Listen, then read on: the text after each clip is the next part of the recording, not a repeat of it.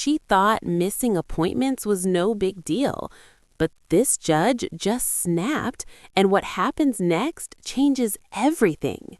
All right, to the allegation you failed to appear for your appointment with the probation officer is scheduled at 8 a.m. on December 18th. How do you plead? Guilty. To the allegation you failed to attend individual therapy at the guidance center is scheduled on 12/12. How do you plead? Guilty. And then we're doing a not, and to the allegation you failed to attend your individual therapy on 12/13, how do you plead? Not guilty. All right. All right, I'm going to accept the 2 guilty pleas as knowing and voluntarily given. All right. So I saw you, Abigail, on the 10th. And on the 10th, I let you turn yourself in for a day next door. I let you turn yourself in because I care more about your job than you do. So then, the day after that, I do this on Tuesday. You miss your guidance, your therapy appointment on Thursday, and then you miss your appointment with Kara yesterday. And it's like I don't know what you were thinking. Abigail, we've had trouble with you since you came in. It's not use violations. Oh, are you shocked by this? Are you surprised? Well, you should not be. You have consistently, if I count your violations, like I know that we're on number 7, but if you look at them, number 7's 3.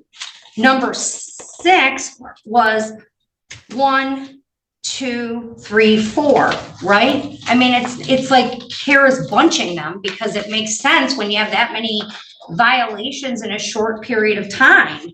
But you're consistently, you think this is Abigail's treatment court, and it's not. Yes, you do. It's a 23rd District Court's treatment court program, and you're not special.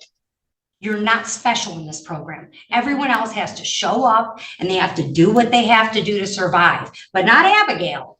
Abigail can cancel her appointments as she sees fit. She can miss things, and it's a consistent pattern. And the response that we always get from you is like, well, I have a job. Well, your recovery is more important than your job. Because if you're sitting in Wayne County Jail, quite frankly, Abigail, on this, it should have been charged as a 3rd, and you should have a felony right now. Because let's talk about your record for a minute. You've had 3 drunk drivings in how long?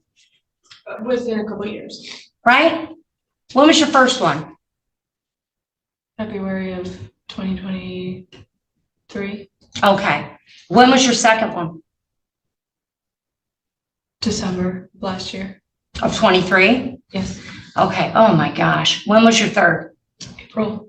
April of 24. 3 drunk drivings in a year?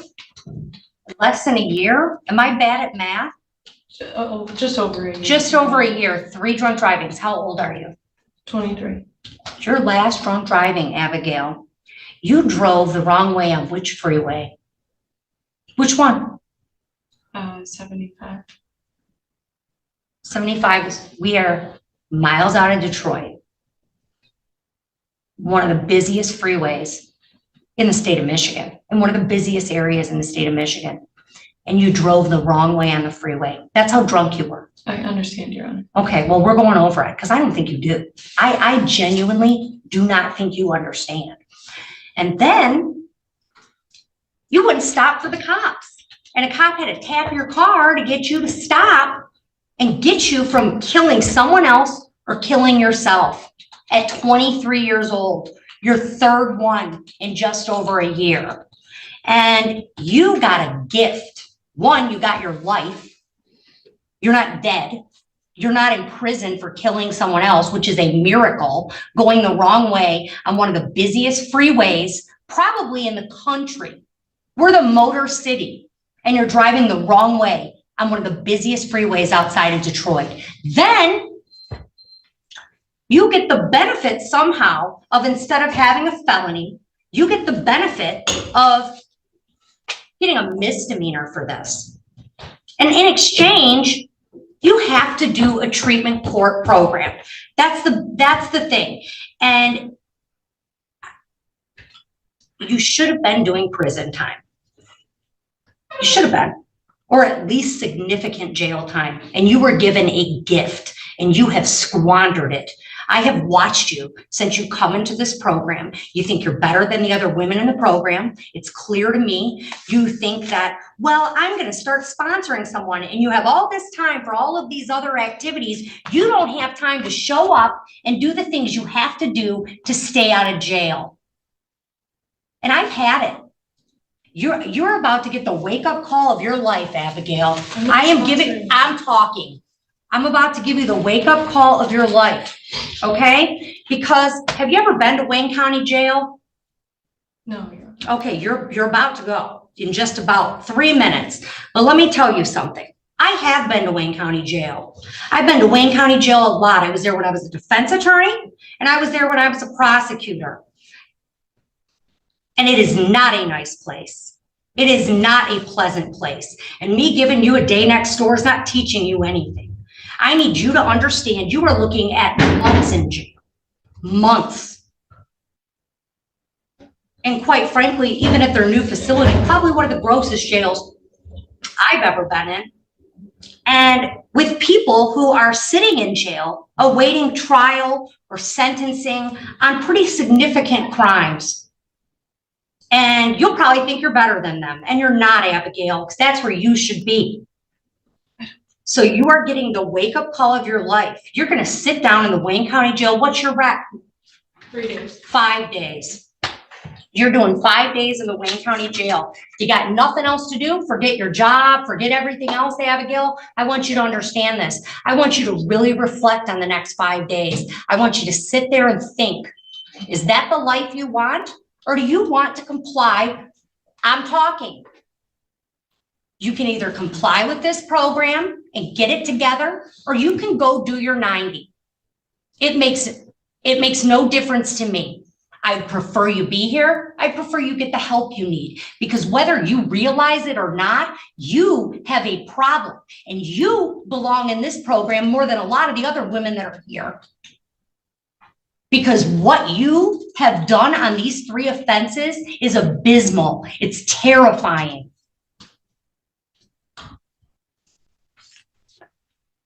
You're doing your 5 days at the Wayne County Jail. I'm writing no early release. You're gonna really reflect. You'll be out for Christmas. My gut tells me to give you 7, and I don't know that you deserve that yet. You're going in right now. You'll get out in 5 days. No early release. I can't explain the. No, I don't need it. I don't care what you want. Okay, go ahead, Al. Go ahead. Let's see if we can get you up to 7 days. Tell me what you got. I mean, if it's not going to matter, it doesn't. Does my face look like it's going to matter? No, it really doesn't.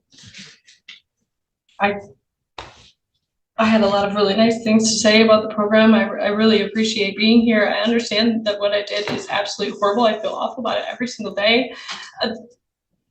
I'm haunted by it, honestly. You should be. And I feel really, really grateful to be in this program and to have the opportunity to work towards a better life versus just incarceration. And I feel really grateful for treatment.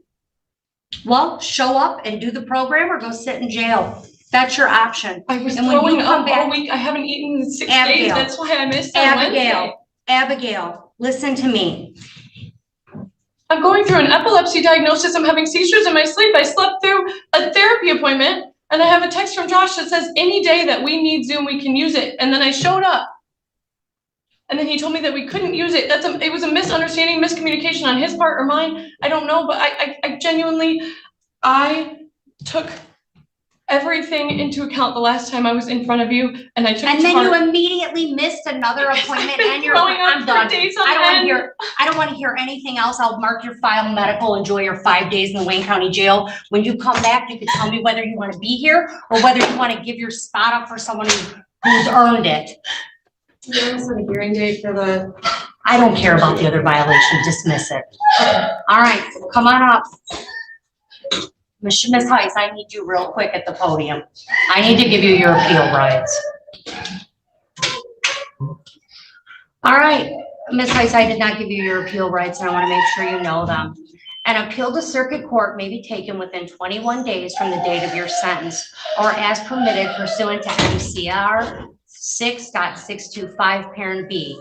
If the sentence includes incarceration, which it does, and you wish to file an appeal but are financially unable to retain a lawyer, the court will appoint a lawyer to represent you on your appeal if the request for a lawyer is made within 14 days of sentencing.